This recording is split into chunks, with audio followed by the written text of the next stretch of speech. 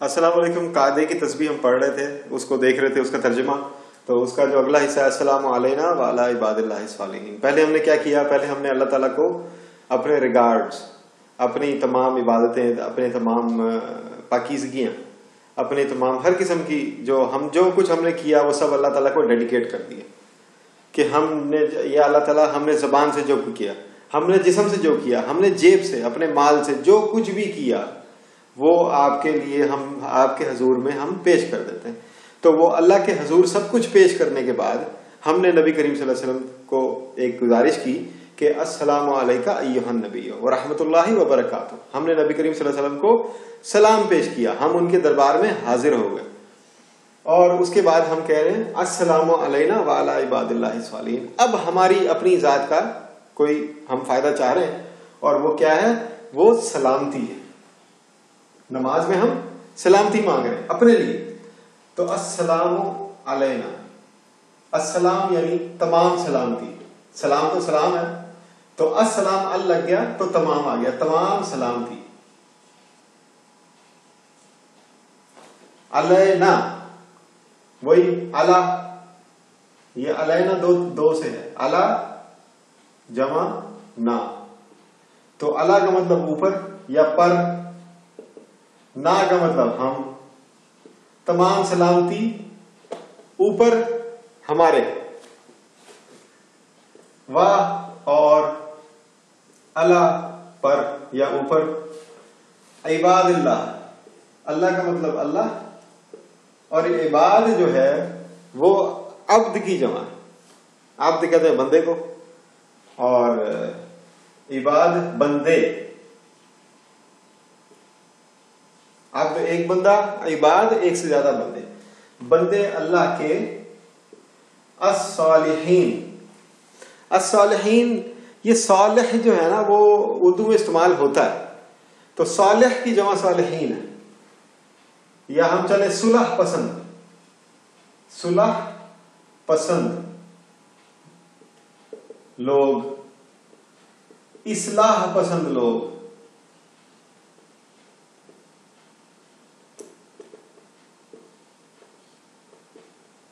اصلاح پسند لوگ, صلح پسند لوگ.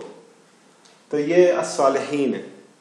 یہ اب اس پہ ہم تھوڑا غور کرتے ہیں. اب ترجمہ ہو گیا کہ ہم پر سلامتی ہو, اور ان پر سلامتی ہو جو اللہ کے صلح پسند لوگ ہیں, جو صالحین ہیں, جو اصلاح پسند لوگ ہیں, جو اچھے لوگ ہیں, ان کے اوپر بھی اللہ کی سلامتی ہو. اب آپ اس پہ ہم غور و فکر کرتے ہیں. غور و فکر یہ ہے کہ پہلے ہم نے اللہ تعالیٰ کو اپنی ریگارڈز, اپنی رسپیکٹ پیش کی, پھر ہم نے نبی کریم صلی اللہ علیہ وسلم کو اپنی رسپیکٹ پیش کی, اور اب ہم اپنے لیے مانگ رہے ہیں سلامتی. اور کن کے لیے سلامتی مانگ رہے ہیں؟ جو کہ صالحین. صالحین جو ہیں ان کا بڑا درجہ اللہ تعالیٰ کے پاس. وہ جو اللہ تعالیٰ کے پاس جو 4 درجے, یہ کسی ویڈیو میں نے بتایا تھا جب ہم انعمت علیہم غیر المغضوب علیہم پڑھ رہے تھے سورہ فاتحہ میں. تو اس میں ہم نے ایک آیت دیکھی تھی, اس میں یہ اللہ تعالیٰ نے کلاسز بنائی ہوئی تھی. پہلی کلاس انبیاء کی,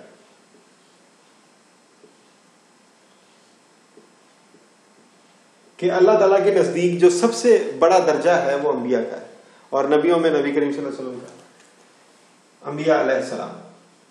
نمبر 2 صدیقین, جو سچے لوگ ہیں. دوسرے نمبر پہ درجہ صدیقین کا ہے. یہ آپ اگر انعمت علیہم والی ویڈیو نکال کے دیکھیں چینل کے اوپر تو آپ کو یہ آیت کا حوالہ مل جائے گا. صدیقین کا درجہ اللہ کے سامنے دوسرے نمبر پر ہے, اس آیت میں یہ لکھا ہوا ہے. تیسرے درجے میں اللہ کے سامنے جو درجہ ہے وہ شہداء کا ہے. یہ شہداء جو ہے وہ ایک شہداء 2 قسم کے ہیں, وہ ہم بعد میں بات کرتے ہیں. اور چوتھا درجہ جو ہے وہ اللہ تعالیٰ کے سامنے صالحین کا ہے. نبوت تو ختم ہو گئی نبی کریم صلی اللہ علیہ وسلم پر, یہ ختم ہو گئی. اب نہ کوئی نبی, نہ کوئی رسول, نہ کوئی پیغمبر, اللہ کی طرف سے کسی نے نہیں آنا. اب جو امت میں جو مخلوق جو نبیوں کے بعد جو ہم لوگ رہ گئے ان میں یہ 3 درجے. ایک صدیق کا درجہ ہے. اگر آپ نے صدیق کے درجے کو سمجھنا ہے, اس کو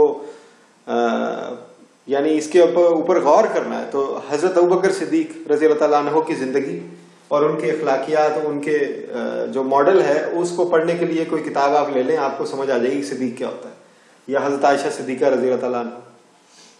تو اس کی ایک جو پہلی مثال ہے وہ ابوبکر صدیق رضی اللہ تعالیٰ عنہ کی ہے. پہلی مثال مسلمانوں میں جو ہماری جو امت ہے اس کے اندر پہلی مثال صدیقین کی نبی کریم صلی اللہ علیہ وسلم کی, وہ حضرت ابوبکر صدیق رضی اللہ تعالیٰ عنہ کی ہے. ان کے بعد حضرت عائشہ رضی اللہ تعالیٰ عنہ,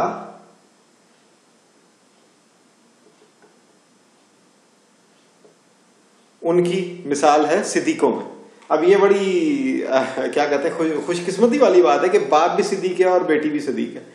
تو یہ صدیقین, ان کے آپ سیرت ان کے جو بایوگرافی ہے اس کو آپ نکال کے پڑھیں, آپ کو صدیق کا مطلب سمجھ آ جائے گا. عام طور پہ صدیق کہا جاتا ہے سچے کو, جو سچائی کی گواہی دے وہ بھی صدیق ہے. تو آپ نے نبی کریم صلی اللہ علیہ وسلم کی گواہی دی سب سے پہلے, تو اسی لیے ان کو صدیق کا لقب بھی ملا.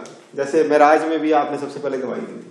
شہداء, اب شہداء میں 2 قسم کے شہداء ہیں. ایک تو وہ جو شہید ہو گئے, جس کو ہم عام طور پہ شہادت کہتے ہیں, کہ زندگی اللہ کے حوالے کر دی, اور کس کے, اللہ کی راہ میں اللہ کے حوالے کر دی. اور یہ سب سے معروف شہادت ہے کہ ہم سب کو پتا ہے کہ بھائی جو اللہ کے راستے میں لڑتے ہوئے جان دے دی اس نے وہ شہید ہو گیا. لیکن شہادت اس کے علاوہ بھی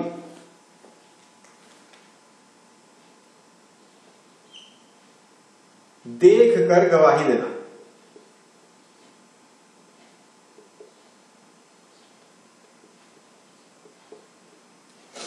دیکھ کر گواہی دینا بھی شہادت ہے. یہ ہم عدالتوں میں بھی یہ لفظ استعمال کرتے ہیں کہ شہادت دو. بھائی شہادت دو یعنی کہ اگر تم نے کسی کو کچھ کرتے ہوئے دیکھا, تو اگر تم نے دیکھا, اپنی آنکھوں سے دیکھا, تو تب تم کہہ سکتے ہو ہاں میں نے ایسے ایسے ایسے ایسے دیکھا. تو یہ شہادت بھی گواہی ہے. تو اگر کسی نے نبی کریم صلی اللہ علیہ وسلم کو دیکھا اور اس سے پوچھا جائے کہ کیا نبی کریم صلی اللہ علیہ وسلم نبی تھے, اور اس نے دیکھا, تو وہ کہہ سکتا ہے, وہ شہادت گواہی دے سکتا ہے کہ ہاں میں گواہی دیتا ہوں کہ نبی کریم صلی اللہ علیہ وسلم کو میں نے دیکھا اور آپ نبی ہیں.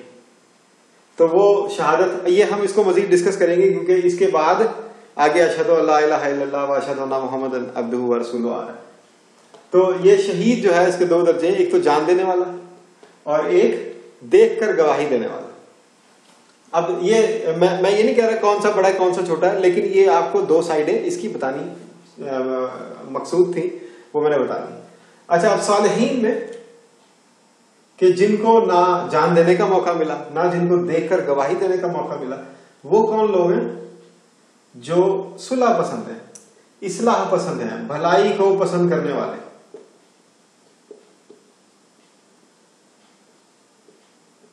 پسند کرنے والے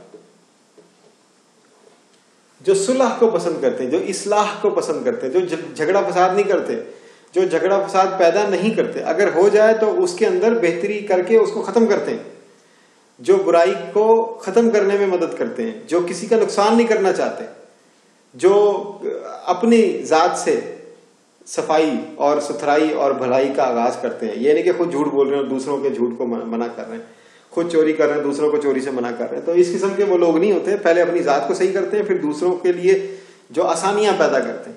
تو وہ صالحین بھی اللہ کے پسندیدہ اور قریب ترین انعام یافتہ لوگوں میں سے. تو ہم یہ صالحین کی کچھ تشریح تھی, اس میں شہداء کی بھی آ گئی, وہ ہم اگلی ویڈیو میں اس کو استعمال بھی کریں گے اس تشریح کو, اور جو ہے صدیقین اس کی بھی تشریح آ گئی.